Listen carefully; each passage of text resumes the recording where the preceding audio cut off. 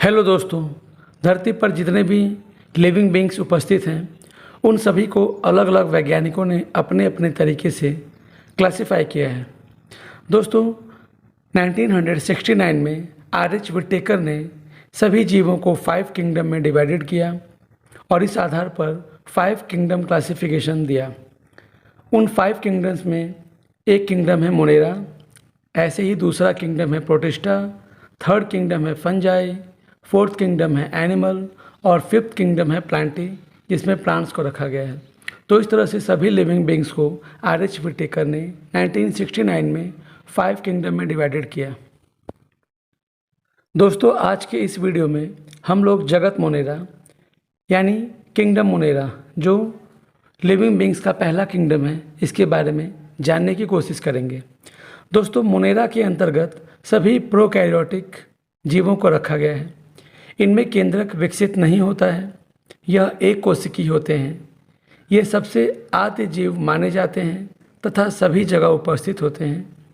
ये अत्यंत सूक्ष्म व सरलतम संरचना वाले होते हैं। ये प्रतिकूल परिस्थितियों में भी जीवित रह सकते हैं। दोस्तों, ये सारे के सारे जीव प्रोकैरियोटिक होते हैं और प्रोकैरियोटिक का मतलब होता है ऐसे जीव जिनका न्यूक्लियस वेल डेवलप नहीं होता है, यानी उसके अंदर न्यूक्लियस के ऊपर न्यूक्लियर मेम्ब्रेन उपस्थित नहीं होता है, यानी उनका जब न्यूक्लियस वेल डेवलप नहीं होता है तो ऐसे लिविंग बींग्स को प्रोकैरियोट कहा जाता है, यानी इनका केंद्रक विकसित नहीं होता है। इसके अलावा इसमें उपस्थित सारे के सारे जीव सिंगल सेल्ड यानी यूनिसेलुलर होते हैं और ये सबसे प्रिमिटिव एनिमल्स माने जाते हैं। प्रिमिटिव का मतलब होता है कि जब धरती पर पहली बार जीवों की उत्पत्ति हुई तो ऐसा माना जाता है कि यही वो जीव थे जो सबसे पहली बार धरती पर उत्पन्न हुए और इनकी उत्पत्ति जल में हुई। तो इस तरह से ये जीव आदि जीव माने जाते हैं। दोस्तों, किंगडम मोनेरा को 1866 में सबसे पहले अर्नस्ट हैकेल ने फाइलम में रखा और इस तरह से taxon Monera was first proposed as a phylum by Ernst Haeckel in 1866। इसके बाद से एडवर्ड चैटर ने 1925 में इसको किंगडम के रैंक में रखा और फाइनली 1969 यानी 1969 में आर.एच. विटेकर ने जब अपना 5 किंगडम क्लासिफिकेशन प्रपोज्ड किया तो इस मोनेरा को एज ए किंगडम रखा, यानी जगत मोनेरा बनाया और यह जीवों का पहला किंगडम है जो सबसे प्रिमिटिव और बहुत ही ज़्यादा सरल संरचना वाले होते हैं। तो चलिए दोस्तों, अब जानते हैं मोनेरा का वर्गीकरण यानी क्लासिफिकेशन ऑफ मोनेरा के बारे में। दोस्तों, जगत मोनेरा को 3 उप जगतों में विभाजित किया जाता है, यानी kingdom Monera is divided into 3 सब किंगडम, जिसमें से पहला है आर्कीबैक्टीरिया या आद्य जीवाणु, जिसको एंशिएंट बैक्टीरिया भी कहा जाता है। इसी तरह से दूसरा उपजगत है यू बैक्टीरिया या वास्तविक जीवाणु और इनको यू बैक्टीरिया या ट्रू बैक्टीरिया भी कहा जाता है। और इसी तरह से तीसरा उपजगत है साइनोबैक्टीरिया।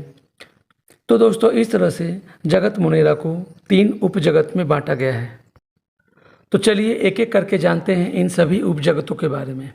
तो सबसे पहले जानते हैं आर्कीबैक्टीरिया या आद्य जीवाणु के बारे में।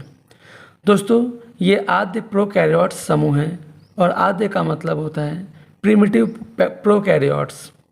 इसके सदस्य पृथ्वी पर होने वाले प्रथम जीव थे, यानी जब पृथ्वी पर जीवों की उत्पत्ति हुई तो ऐसा माना जाता है कि यही वो जीव थे जो सबसे पहली बार पृथ्वी पर उत्पन्न यानी पैदा हुए थे।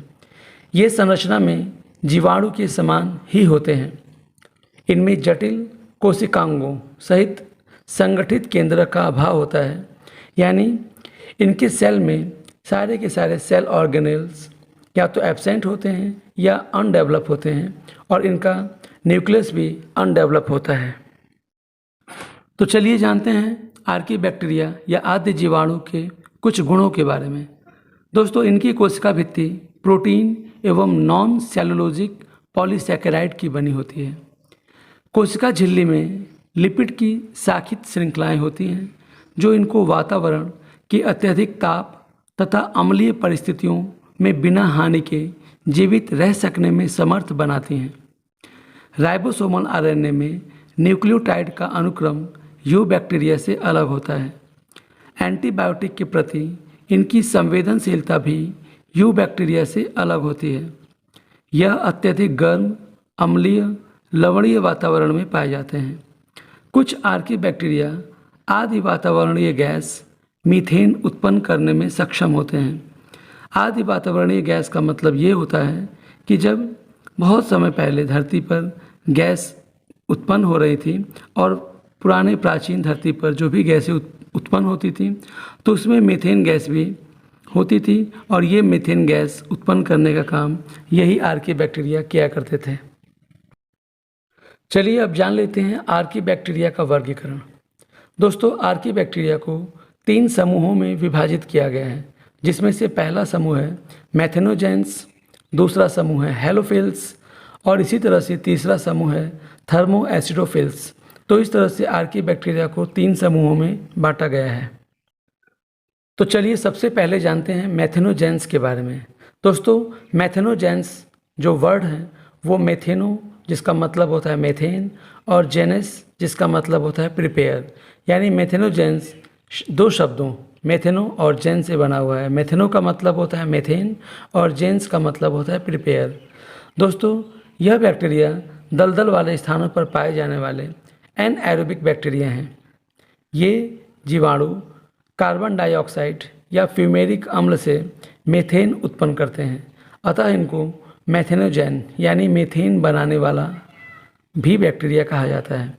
कुछ मैथेनोजेन जीवाणु जंतुओं के रुमेन, जिनको प्रथम आमाशय कहा जाता है, में सहजीवी के रूप में रहते हैं और सेलुलोज के पाचन में सहायक होते हैं। दोस्तों, जो भी गाय, भैंस, बकरी, ऊँट यानी जो भी शाकाहारी जंतु होते हैं उनके रूमेन में ये सहजीवी के रूप में रहते हैं और उनके सेलुलोज को पचाने में ये हेल्प करते हैं, जिसके कारण से उनके शरीर से भी मीथेन गैस उत्पन्न होती है।